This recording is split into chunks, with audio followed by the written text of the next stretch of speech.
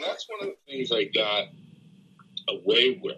It was right on the borderline of what George didn't like, which was a face initially was very abstract. So George, he was very adamant. He wanted to make, as he called it, the best Godzilla suit ever. And so we attempted to do that, but the design was not, it was really for a stop motion puppet, but we had run out of time because we had spent so much time trying to make this thing, man in the suit. And, at that point, George said, okay, do whatever you want to do. Dennis came up with a, idea to shoot as a high-speed puppet, which was been a very brilliant idea. Was Jedi your first head of department role? There was so much to do, and George trusted me, there was no head of animation when we were doing Empire. It was just John and me. And then George deputized me to be the, creature shop guy because he trusted me, like my designs. And I was, why don't you hire, Rick Baker, Rob Bottin, because they know how to do this stuff. I'm more a miniature guy. And George didn't want to do that. He liked my, kind of out there designs. And, he felt that those guys would hit it on the nose rather than, just make a big stew out of whatever you had. And who knows what it was going to turn out like.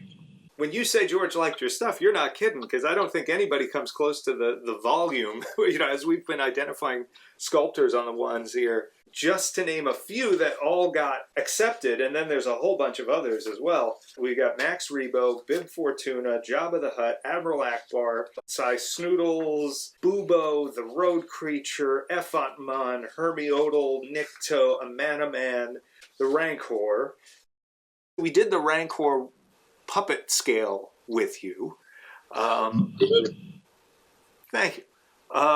And we've since gone and seen and scanned the maquette version too, and it really kind of, I feel like that's another one kind of similar to Max. There's not a lot of air between the concept and the final on that Rancor. Like, you really dialed that thing in at the maquette scale.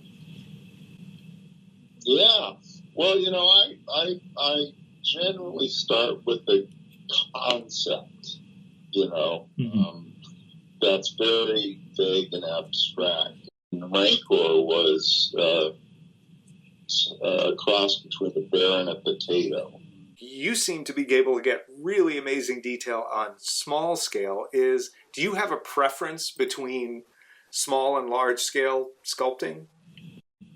No, small stuff is just concepts, and I don't want to waste a lot of time, doing stuff that's going to be rejected.